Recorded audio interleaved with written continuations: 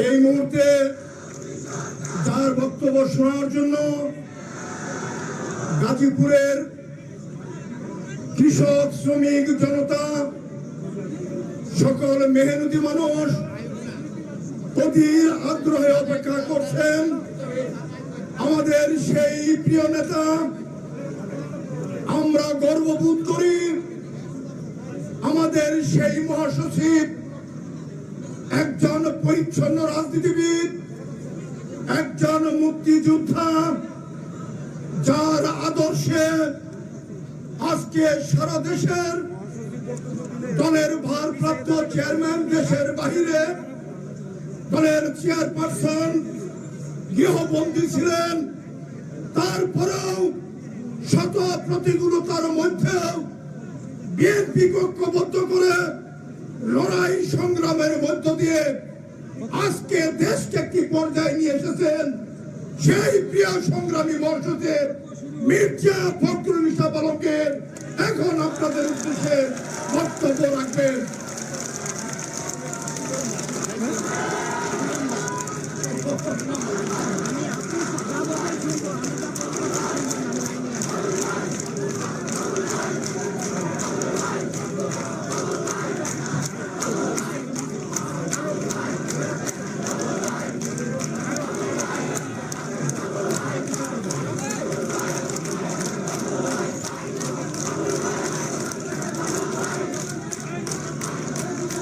बिस्मिल्लाहिर्रहमानिर्रहीम।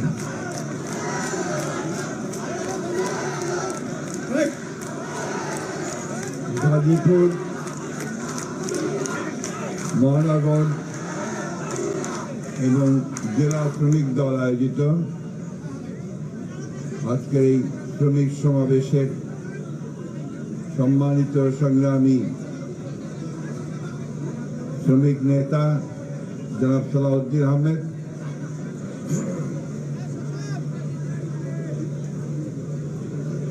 আজকে এই সমাবেশে উপস্থিত আছেন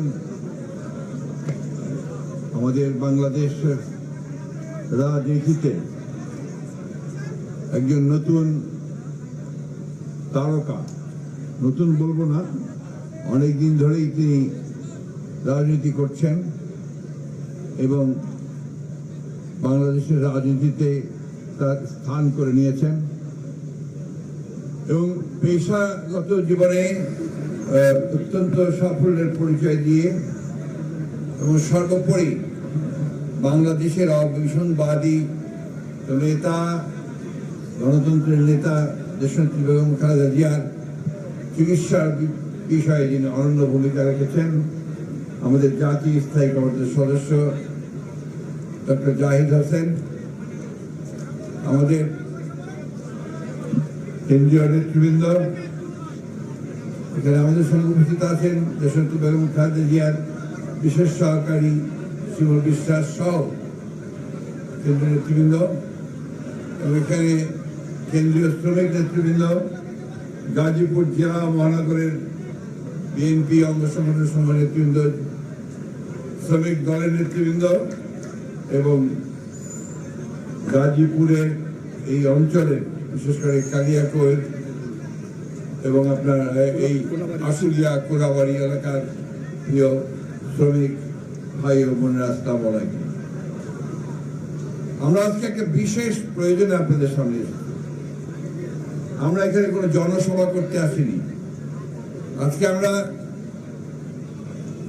দেশের একটা অত্যন্ত গুরুত্বপূর্ণ সময়ে আপনাদের কাছে একটা কথা বলতে এসেছি। সেই কথাটা হচ্ছে যে আপনারা সবাই জানেন, আমরা সবাই জানি যে আমরা দীর্ঘ 14-15 বছর ধরে সংগ্রামের পরে আমরা এই দুঃশাসন থেকে, ফ্যাসিবাদের হাত থেকে মুক্তি পেয়েছি, তাই না? হাসিনা থেকে মুক্তি পেয়েছি আমরা।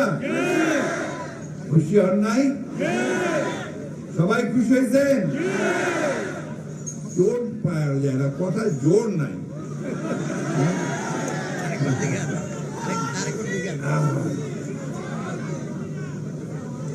হাসিনা তো শুধু চলে যায় নাই তা না, সে পালাই গেছে না। আপনারা খুব বড় স্লোগান দেন, পলাইছে পলাইছে হাসিনা খালাইছে। কেন কেন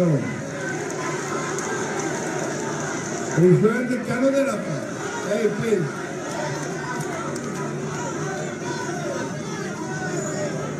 কারণ এই শেখ হাসিনা দীর্ঘ 14-15 বছর ধরে এই বাংলাদেশের মানুষের উপর অত্যাচার নির্যাতন করে, ভাইয়া প্লিজ, অত্যাচার নির্যাতন করে আমাদের অসংখ্য মানুষকে হত্যা করেছে, শ্রমিককে হত্যা করেছে, ছাত্র হত্যা করেছে, এমনকি তারা নারীদেরকে হত্যা করছে দ্বিধাবোধ করার জীবনে।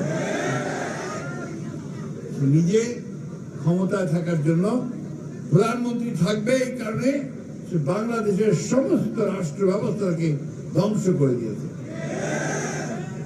কি দিয়ে ধ্বংস করার চেষ্টা করছে?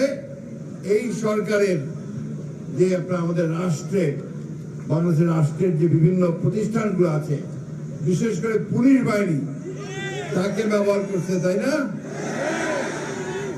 তাকে ব্যবহার করে, তাকে দিয়ে গুলি করে হত্যা করে, মিথ্যা মামলা দিয়ে জেলে নিয়ে গিয়ে নির্যাতন করে, অকথ্য অত্যাচার করে বাংলাদেশের মানুষকে একটা ভীতির রাজত্বে নিয়ে গেছে, তাই না? তাই সে যখন ছাত্র শ্রমিক জনতার আন্দোলনের মধ্যে দিয়ে পালিয়ে গেছে, তখন এই দেশের মানুষ হাফ ছেড়ে বাঁচছে। এখন যাই হোক, আমাকে দম ফেলতে পারতেছি তো না, রাত্রে একটু আরাম করে শুতে পারতেছি, নাহলে তো খালি মনে যায় এই বোধহয় পুলিশ আসলো, এই বোধহয় আওয়ামী লীগের সন্ত্রাসীরা আসলো, তাই না? ঠিক কিনা বলেন? ওই জায়গা থেকে বের হয়ে আসছি তো, এই জন্যই মানুষ আর একটু আনন্দ করে বলে পলাইছে পলাইছে।